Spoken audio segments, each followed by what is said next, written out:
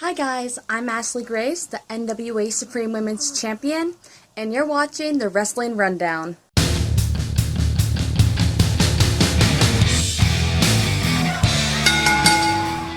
Ladies and gentlemen, it's that time again. It's the first week of September, so that means we need to think back. Through all the 31 days of August, who impressed Kevin Hawk the most? Ladies and gentlemen, welcome to Kevin Hawk's Self-High Five. You know the rules. This is what Thomas Wolfe started. We're keeping the tradition since he can't be here to do it himself. So, it's five guys. Whoever Burgers impressed... and fries? No. Whoever impressed said person the most throughout their determined month. You can't repeat who was on the list last month, so he can't pick Finn Balor, Ricochet, Rey Mysterio, Charlotte, or Sasha Banks.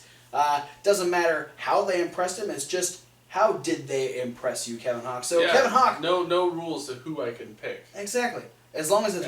I get to pick them. As long as it's wrestling related. So, Kevin Hawk, who's number 5?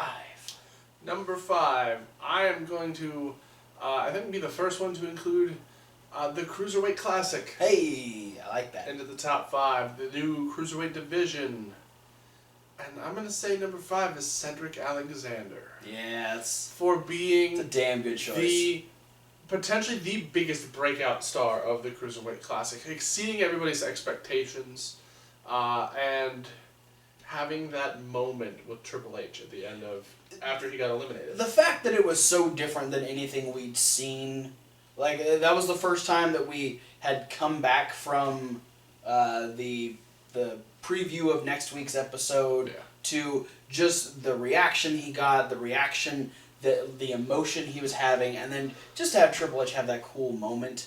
Absolutely. I mean, I'm so excited that Cedric Alexander is going to be a part of WWE, and with the Cruiserweight division coming to Raw very soon, I'm excited to see what he does on that big stage, because we know what he's capable of from his times in Ring of Honor and the few times he's been in PWG and stuff like that. So it's good that he's getting this recognition now. Yeah.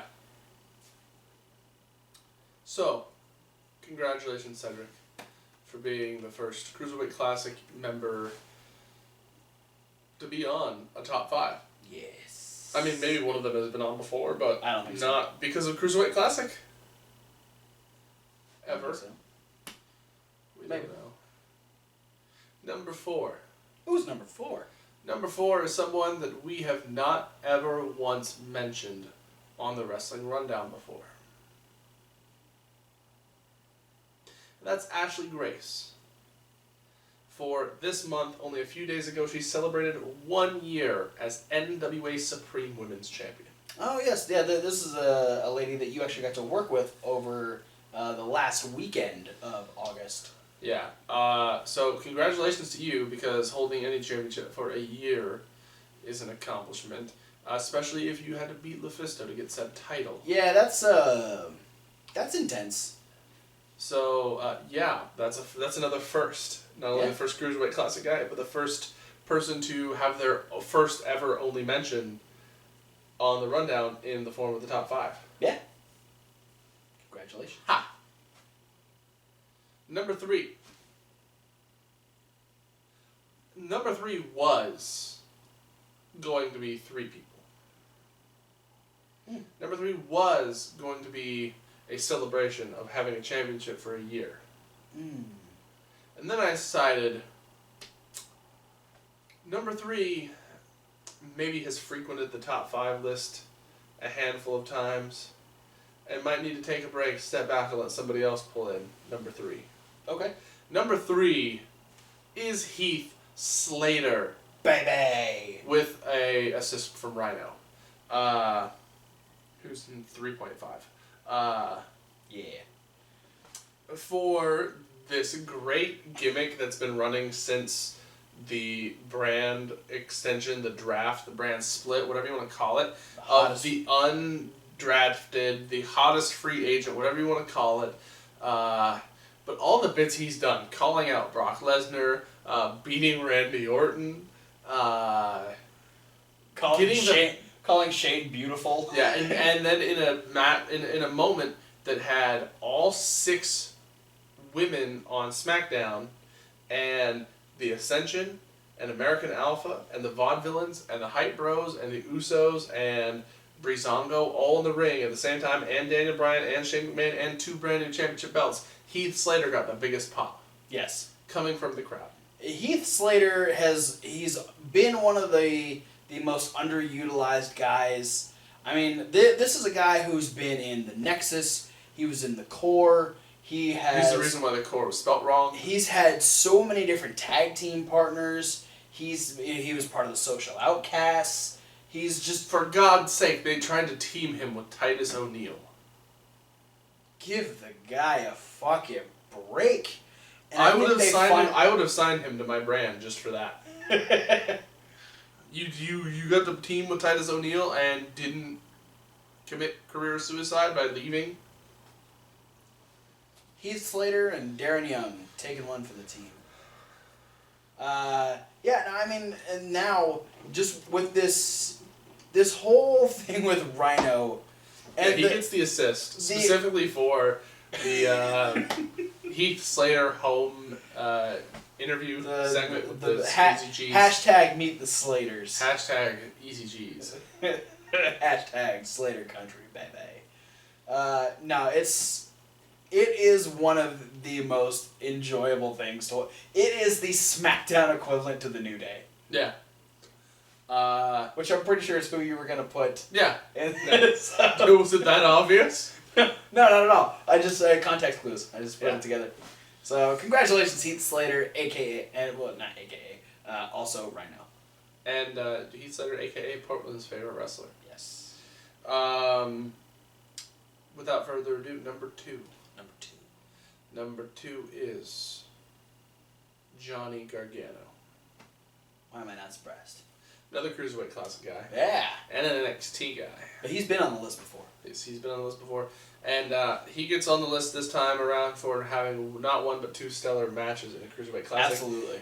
And having a rad tag team championship match, teaming with Tommaso Ciampa against the Revival. Unfortunately, out of those 3 awesome matches that got him nominated, he's only on the winning end of 1 of them. Yeah, and lost the other 2 the same way. Yeah.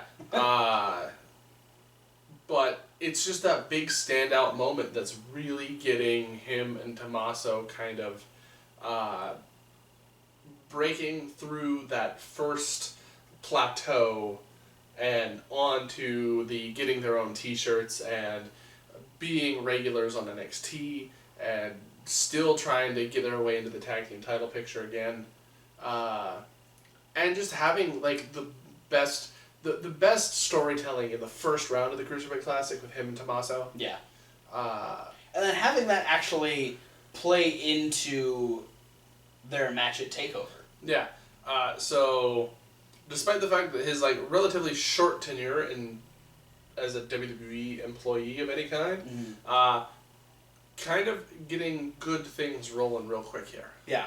It's difficult to get a good momentum starting in WWE because there's so many other things to watch and so many other things to draw attention and so many other people. Yeah, you're trying to stand out in a crowd of 900 other people that look like you. Yeah, and so to not only stand out but be able to not have to change who you are, that's a big thing for him and Ciampa is DIY. Yeah, I mean it's. You've seen, not that it's a bad thing that instead of Prince Devitt we have Finn Balor, or instead of Kevin Steen we have Kevin Owens, but the fact that Gargano and Ciampa have been able to keep who they are, keep doing what they're doing, and are making the most of it in the WWE form or the WWE way of things, that speaks volumes about their characters. Yeah. So, yeah, absolutely. They deserve to be on there. Any honorable mentions, perchance? Yes. This is weird for me to say, but I feel like the month of August was good for this person. I think the honorable mention this month goes to Dana Brooke. I thought that's what you were going to say. First off, she knows how to get punched in the face by Sasha Banks. That's always a plus. She also can hold up her end of a match with Sasha Banks, which is always good. She has definitely improved. Yeah. She's not Eva Marie. And her bit Honorable mention goes to Eva Marie for getting herself suspended. Nope.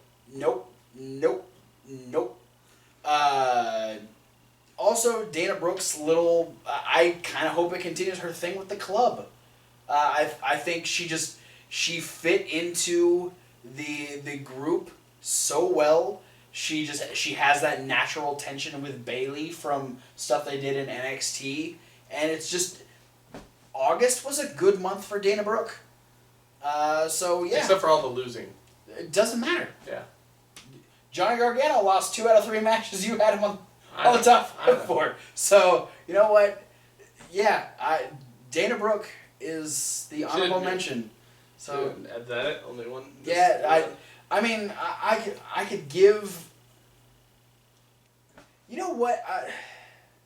It depends on who your number 1 is. Is your number 1 the person that we've already talked about? Well, you were over there? Yeah. No. No? Oh, then I have no idea who your number 1 is. The one who I said should be your honorable mention? No. No, okay, then you know who my number 1 is. Okay. It is the one that we've talked about being your number 1. After... Yeah. No way, Jose. Just kidding. It's the other one we talked about. Okay. Yeah. Then fine. Then my other honorable mention will actually be a great segue into that. The surprising return of Triple H to TV. Not being on TV since WrestleMania, except for the one mention that we had with Cedric Alexander. The fact that he just came out of nowhere and had one of the biggest pops and had one of the most monumental moments of this year as far as WWE is concerned. I mean, and Triple H should be on the top 5 all the time anyway because he gives us NXT and he's fucking Triple H. Classic. He's Triple H. He does so much for the business, but just that one night when there was not even the hint that he was going to be there. No notes, no dirt sheets, nothing. The fact that he came in, made that impact, and changed the way Raw is currently. My other honorable mention is Triple H.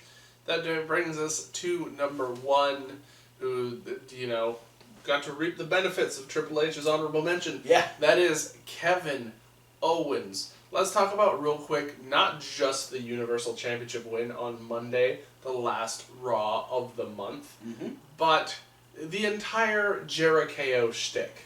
It's so funny. It's... No words to describe how much I enjoyed them as a pair. Yeah. And sometimes as an apple. And occasionally fruit cocktail. That was a dumb joke. That should not be on the top 5. Oh wait, it already is. Yeah, just their dynamic, though, is so funny. And how you obviously can see there are times where they're, like, purposely trying to get each other to break. Or... That's the great thing about Kevin Owens. Owens is just talkativeness, his talkative nature makes it really funny. Also, his imitation of the Enzo dance at SummerSlam. Yes. All of these things, plus becoming the second ever Universal Champion. He'll probably be the first ever Universal Champion to defend the belt. God forbid he gets injured. Seth Rollins is going to injure him next week. Oh, Lord. And he'll be right next to Finn. That would be weird because I think Finn's at home. So. And then Sami Zayn picks up the Universal Championship and Seth injures him. Seth is just going to... And then it goes to Neville, and just everyone on the Raw roster who's been on NXT, one by one, picks it up. After Neville goes to Bo Dallas. I'm okay with that. And then, so the Universal Championship win. I mean, his promo that night on Raw was good, was funny, had great moments. And then his performance in the match was super stellar. Obviously he was like very fired up coming out because he probably knew he's going to become the Universal Champion. You called it when we were watching that match. You're like, he's got his win face on. Yeah. Like, he was in such rare form. Like, he was ready for it, and he has been ready for it. He's so good at everything he does. Yeah. So, that's it. That's my top 5. I like it. Cedric Alexander, Ashley Grace, Heath Slater, Bye-bye. Johnny Gargano, and Kevin Owens. Dana Brooke and Triple H as honorable mentions. Yeah. Good list. I thought so. So, this is the time where I say thanks, guys, for watching. I say, don't forget to like and comment and subscribe. You've almost said the F word. Oh, fuck. No, the other F word. Oh. The F word we're not supposed to say on YouTube. Don't say it. Be sure to click all the links down in the description. They'll send you all of our... I used to like that movie. They'll send you all of our social medias. Yeah. There's also a link down there for podcasts if you want to check out our 4 weekly reviews in podcast form. For those of you that are heading to school, since it's back to school time. For those of you that are heading to work, you just want to know what's going on in the world of wrestling and you didn't get a chance to watch. Post in the comments, please, who's your top 5 for this month? Absolutely. This past month, I should say. What did you think of my picks? If you didn't like them, fuck right off. Because your movie probably didn't start with a George Newman song. Randy Newman song. George Newman? That's the Seinfeld guy? George Costanza playing George Newman. I don't know what I'm fucking saying. For those of you that do want to check out the I videos, just got check back out the from playlist up 527 goddamn mile trip. For those of you that are checking out the videos, you get all the Fucking tired. extra content. So if you're listening to us on a podcast on Check the regular, YouTube. you're going to want to come over here because you don't get videos like this. You don't get the Cruiserweight Yeah, they won't Classic. be hearing us talking about them not saying I the said video. if they're listening to us on a podcast, they'll want to check us out more on here. Because you don't get stuff like this. You don't get Cruiserweight Classic. You don't get pay-per-view reviews. You don't get pay-per-view predictions. You don't get any of that stuff. That's why you got to come over here. But Also, what you don't get here, you can get on our other channel. Yeah. You don't get YouTube your stuff. You don't get things like reaction videos, unboxing videos, weird, goofy challenges. Those are things you're going to be getting at Reasonable Wrestling Fans. It's reasonable with a W. Like wrestling. Absolutely, W2F. Go check that out. Check it. Click everything that we've already told you to click. Click it again. Keep clicking it until your mouse is broken. We won't send you a new one, though. Little liability thing. Yeah, so... Go away. Wait for week 117 to start. Yeah. So thanks for watching, and we'll see you at whatever video you decide to watch next.